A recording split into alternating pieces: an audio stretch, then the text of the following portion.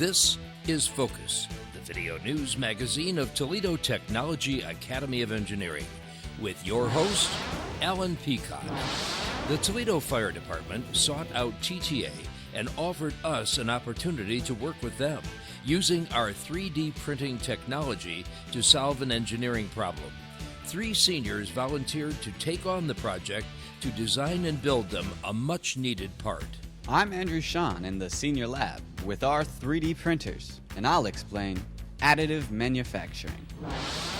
The Grand Prix is the premier auto racing sport. TTA has its own Grand Prix cars and teams that build and race, but on a much smaller scale.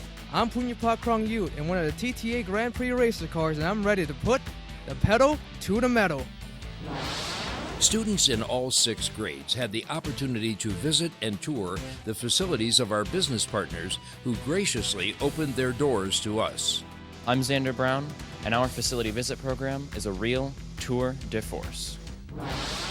Just before spring break, for the last few years, TTA's Student Council has organized and implemented an afternoon of fun and games known as Springfest. I'm Donovan Newton on the TTA front lawn, and we're having a real spring fling. Now, from the campus of Toledo Technology Academy of Engineering in Toledo, Ohio, here's your host for this edition of Focus, Alan Peacock. Welcome to the April edition of Focus. Our junior-senior lab is well equipped with state-of-the-art machines and technology. Our 3D printing capabilities caught the eye of the Toledo Fire Department, and they came to us with a challenge and a unique opportunity to design and make a special part for them. Focus reporter Andrew Shan explains how it's done in Additive Manufacturing. The junior-senior lab has 2 high-tech pieces of equipment. The first are CNC machines. The second is, of course, our 3D printers. While they both can create parts, they work in totally opposite ways. The CNC machine starts with a solid, follows the engineering path, and removes pieces.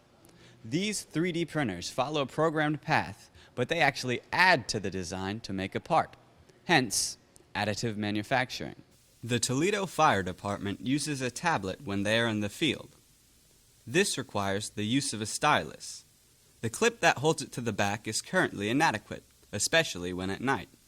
Therefore, the need to re-engineer and produce one that is dependable and substantial. The cattle call went out for volunteers to work on the project, and 3 seniors responded. Drew Baumgardner, Tristan Freenack, and Ed Mantell answered it and offered to work on the project.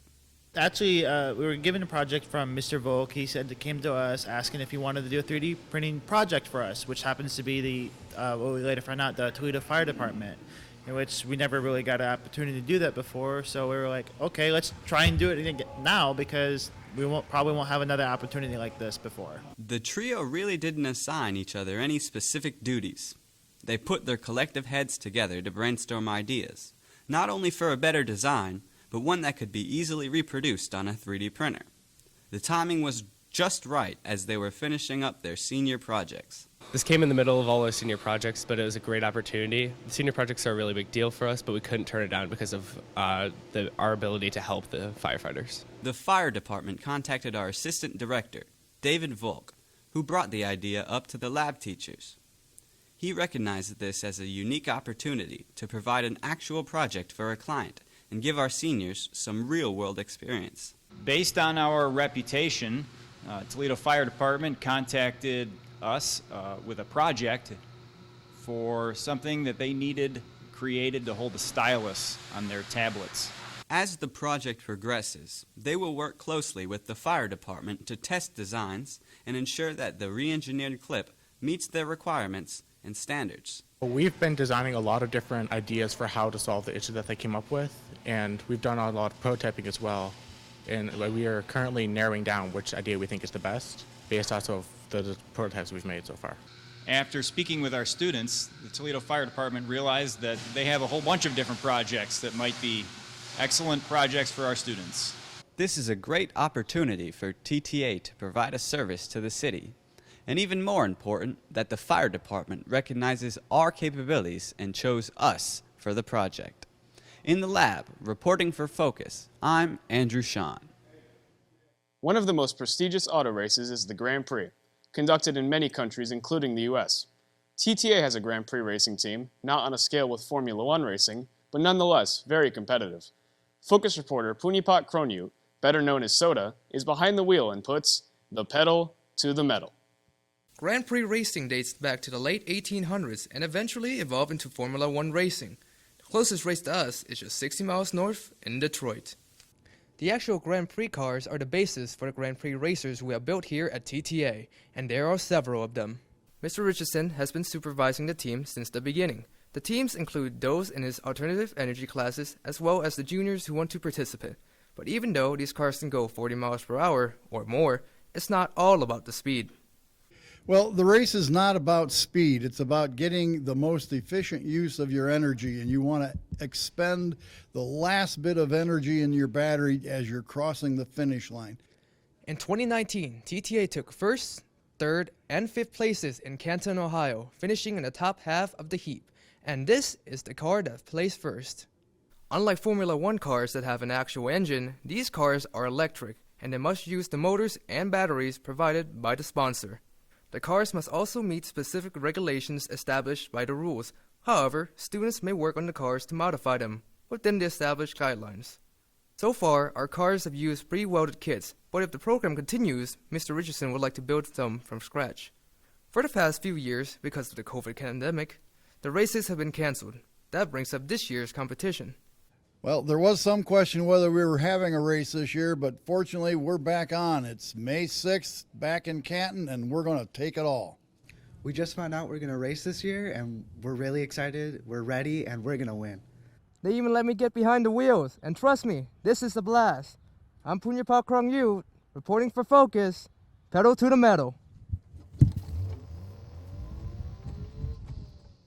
This spring, TTA students in all 6 grades had the opportunity to visit many of our business partners to get a first-hand look at manufacturing technology in action. Focus reporter Xander Brown, who went along on these visits, takes you on a tour de force. This year, TTA students in all 6 grades boarded buses and went on facility tours with 12 of our business partners. The purpose? To give them a first-hand look at manufacturing technology. It's been a real tour de force. We're extremely thankful to all our business partners for opening their doors for all our students. I think this is an excellent opportunity for the underclassmen to see senior internship as well as career opportunities in engineering and manufacturing when they're seniors. Each company provided a personally guided tour of the facility with the opportunity for students to ask questions and in some cases, even take a stab at doing a real job. At projects designed and built, students were shown the fine points of welding, and then they were given a chance to try their hand at it. In some cases, students were shown proprietary processes and equipment that even included a confidential agreement. But it wasn't only students who benefited from the experience. TTA faculty members accompanied the classes on the tours, and they came away with some great insight. The first field trip I went on was with the juniors to First Solar. We got to see how what they were learning in energy systems management applied to what First Solar was doing with their solar panels. The second day I went to Technoplex with the 8th graders, and we got to see how chemistry analysis was used to ensure quality products. It takes a lot of planning and coordination to schedule an entire school to visit so many different locations. They are all in the morning when TPS school buses are available, so the return often encroaches on our lunch schedule. Many of the firms even provided lunch for students, and many companies did multiple visits. We've had a number of companies, like GM has done multiple visits for us, GM, North Star, Blue Scope Steel, First Solar, and Project Design and Build. It's a combination of a lot of different things, a lot of different disciplines. You've got starting out with the sales, it goes into the engineering into actually manufacturing, machining, fabrication, and then the whole office staff. So it's a team effort here, and it seems to work, and we hope it continues to work. What a great opportunity for both students and staff to get a first-hand look at how everything we teach at TTA is employed in the real world. Reporting for Focus, I'm Xander Brown.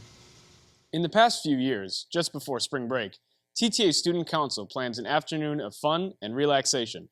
Springfest has become a tradition. This year, they pitted class against class in 6 different competitions.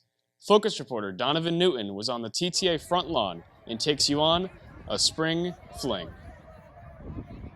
The calendar says it's spring, but once again, this year the temperature was in the low 50s. It may have been a little chilly, but that didn't dampen the students' spirits. The day before spring break began, the TTA front lawn was turned into a festival of games, fun, and competitions. This year, more than in the past, events were highly organized to pit grade against grade, 7th versus 8th graders, freshmen versus sophomores, and juniors versus seniors, and the competition was intense. This year, Student Council decided to do competition between grades, and it worked out just great.